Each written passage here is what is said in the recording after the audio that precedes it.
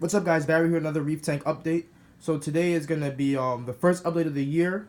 We're gonna start the new year off right. Hope everyone's gonna have a good year. So today we're just gonna go over. I'm gonna do an equipment summary for you guys.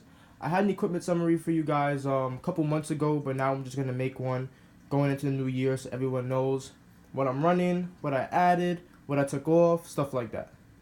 So starting off with the tank, I have a Red Sea Reefer 250. It's a 65-gallon tank. For flow, I have one MP10 on the right side, and I have a MP40 running on the other side. They give great flow, especially I have SPS.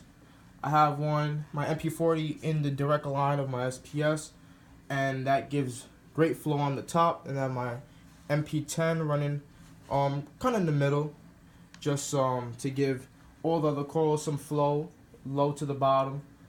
For my lights, I'm running two Radeon G4 Pros. I do have the EcoSmart Live, I believe that's what it's called, and I'm using that, and I'm using the AB Plus program on them.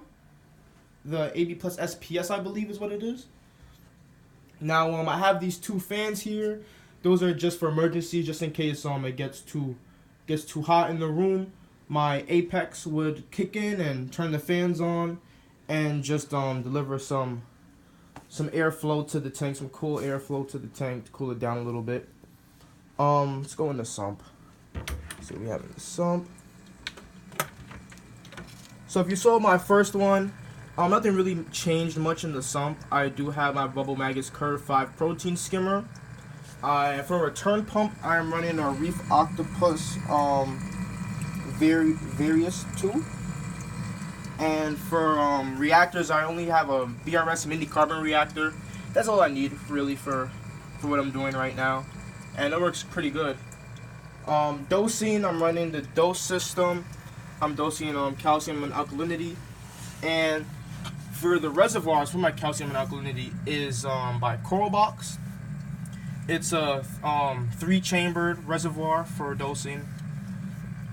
And my test kits are I have a SolarFert test kit, basically for everything. Everything you think of, I have it lined up. I do test my parameters once a week. I try to. For my controller, I do have an Apex.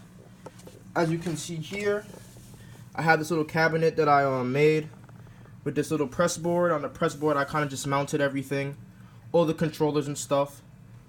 For those of you that don't know, the controller basically controls everything in the tank, and it gives me live updates on what's going on, like temperature, ORP, the pH, stuff like that. I am feeding my fish Coral Frenzy, the what's it called? I think it's called the Algae Frenzy, I believe, something like that. And it does have little pieces of nori and stuff like that. For my corals, I have a lot of SPS on the top here.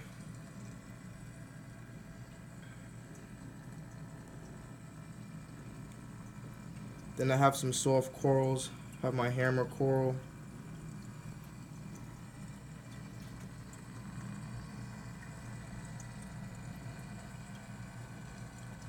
Let me give you a side view, guys.